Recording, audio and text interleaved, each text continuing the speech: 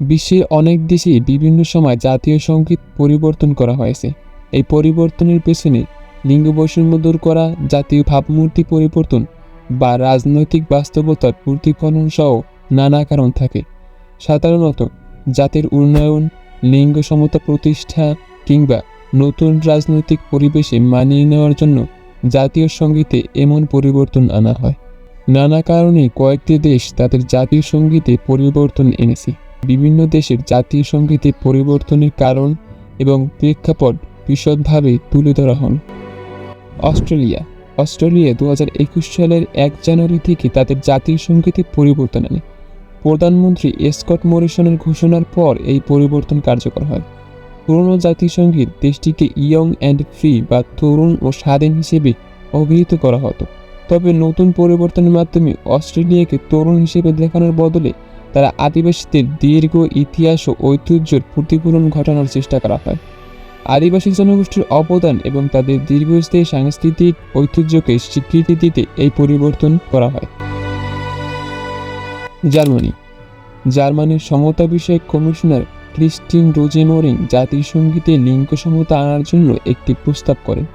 তিনি প্রস্তাব করেন যে জাতীয় সংগীতে ব্যবহৃত ফাটারল্যান্ড অর্থাৎ পিতৃভূমি শব্দটির পরিবর্তে হাইমেট অর্থাৎ জন্মভূমি শব্দটি ব্যবহার করা হোক, কারণ ফাটারল্যান্ড শব্দটি শুধুমাত্র পুরুষতান্ত্রিক দৃষ্টিভঙ্গি প্রতিফলিত করে। যদিও জার্মানির চ্যান্সেলর অ্যাঞ্জেলা মার্কেল সহ অনেকেই এই প্রস্তাবকে সমর্থন করেনি এবং জাতীয় সংগীত পরিবর্তন করার প্রয়োজনীয়তা নিয়ে ভাবছেন না। অস্ট্রিয়াও জাতীয় সংগীতে লিঙ্গ সমতা আনার জন্য পরিবর্তন এনেছে। 2012 সালে তাদের জাতীয় সংগীতে ছেলেরা শব্দের পরিবর্তে মেয়েরা এবং ছেলেরা শব্দ দুটি যুক্ত করা হয়। এটি সমাজে নারী ও পুরুষের উভয়ের সমান অধিকার ও অবদানের প্রতিফলন ঘটানোর উদ্দেশ্যে করা হয়েছিল। কানাডা সম্প্রতি তাদের জাতীয় সংগীতে লিঙ্গ নিরপেক্ষতা আনতে পরিবর্তন করেছে। জাতীয় সংগীতের দ্বিতীয় লাইনে তোমার সব ছেলেরা এর পরিবর্তে আমরা সবাই শব্দটি যুক্ত করা হয়েছে। এর মাধ্যমে দেশটি সকল নাগরিকের সমান অধিকার ও সমতা প্রতিফলিত করতে চেয়েছে।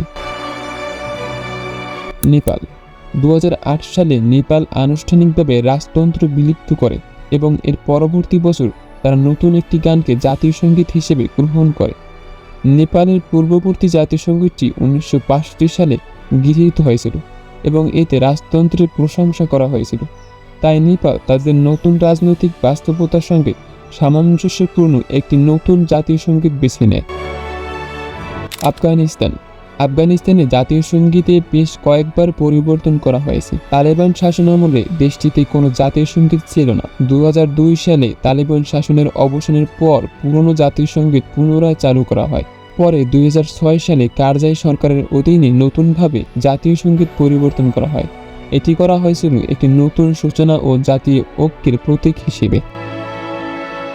রুয়ান্ডা 1994 সালে রুয়ান্ডার গণহত্যার পর দেশটির নতুন ভাবমূর্তি গড়ে তোলার জন্য 2001 সালে নতুন জাতীয় সংগীত চালু করা হয়। দেশটির গণহত্যার ভয়াবহতা থেকে বেরিয়ে এসে নতুন এক যুগে প্রবেশ করে এবং তাদের জাতীয় সংগীতই সেই পরিবর্তনের প্রতীক হিসেবে গৃহীত হয়। দক্ষিণ আফ্রিকা 1997 সালে দুটি পুরনো জাতীয় সংগীত থেকে কিছু অংশ নিয়ে নতুন একটি জাতীয় সংগীত তৈরি করে। এই সংগীতটি আফ্রিকান এবং ইংরেজি ভাষায় রচিত। আফ্রিকান অংশটি বর্ণবাদ আমলের সংগীত থেকে নেওয়া হওয়ায় কিছু সমালোচনা হয়েছিল, তবে নেলসন ম্যান্ডেলা এটিকে একটি পুনর্মিলন প্রক্রিয়ার অংশ হিসেবে বর্ণবাদ পরবর্তী দক্ষিণ আফ্রিকার মিলনের প্রতীক হিসেবে গ্রহণ করেন। রাশিয়া 2000 সালে ভ্লাদিমির পুতিন রাশিয়ার প্রেসিডেন্ট হওয়ার পর তিনি 1990 সালের আগে ব্যবহৃত জাতীয় সংগীত পুনঃপ্রবর্তন করেন। তবে জাতীয় সংগীতের কথায় কিছুটা পরিবর্তন আনা হয়। 1990 সালে গৃহীত সংগীতে কোনো কথা ছিল না, যা রাশিয়ার আন্তর্জাতিক ক্রীড়াবিদদের জন্য একটি সমস্যা তৈরি করেছিল। তাই সংগীতের পুনঃপ্রবর্তনের পাশাপাশি এতে কিছু পরিবর্তন করা হয়। এভাবেই বিভিন্ন দেশ তাদের জাতীয় সংগীতের পরিবর্তন করে নিজেদের সংস্কৃতি, ইতিহাস, সামাজিক ও রাজনৈতিক বাস্তবতা অনুযায়ী সংগীতকে পুনর্গঠন করে থাকে।